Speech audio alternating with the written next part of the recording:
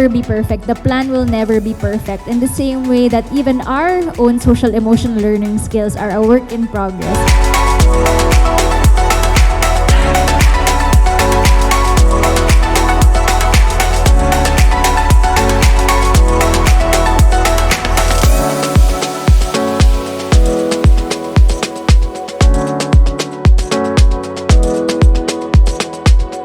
Our objective would be to develop a coordinated approach for supporting students' social and emotional learning across school and classrooms.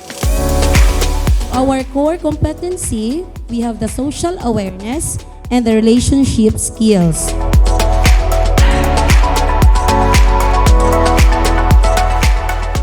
And I have no doubt that after 5 months, we'll be able to see you not just as SEL champions, but some of you might also be, trainers for Mano Amiga in the future for SEL.